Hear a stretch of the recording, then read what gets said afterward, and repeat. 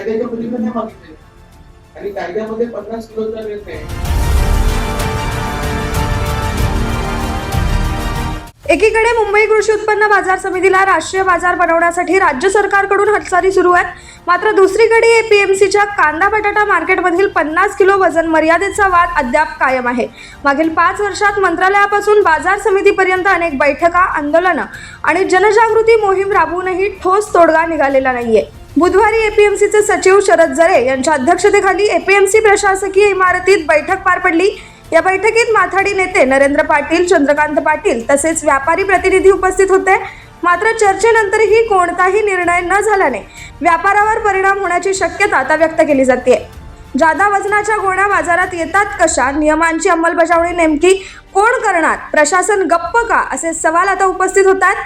कामगार, व्यापारी आणि शेतकरी यांच्यातील या वादात अखेर जबाबदार कोण याकडे सर्वांचे लक्ष लागले. राज्य सरकारकडे आम्ही सातत्याने पाठपुरावा केला. आज पाठपुरावा केला नाही. यावेळेला आम्ही ठरवलं नाही. यावेळेला आम्ही काय ठरवलं? आम्ही सरकारला दरवेळेला काय करून भीक मागायची? कायद्यामध्ये आम्ही कायदा मागतोय. आम्ही कायद्याच्या पलीकडे नाही मागितलेलं आणि कायद्यामध्ये 50 किलोचा निर्णय हा एक जुनं पत्र कविता गुप्ता आणि मुख्यमंत्री नारायण राणेच्या कालखंडात बसतो. कविता गुप्ता कामगार सचिव होत्या.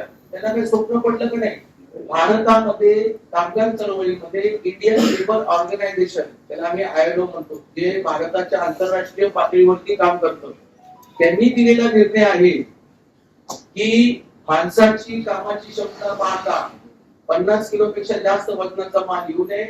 याची पहिली अंमलबजावणी शासनाच्या सगळ्या एफसीआय गोडाऊनमध्ये झाली आणि टप्प्याटप्प्यामध्ये सरकारची जबाबदारी आहे, मंत्र्यांची जबाबदारी आहे, सचिवांची जबाबदारी आहे की आपल्या प्रत्येक व्यवसायामध्ये याचा बदल करावा. Bureau report, APMC news.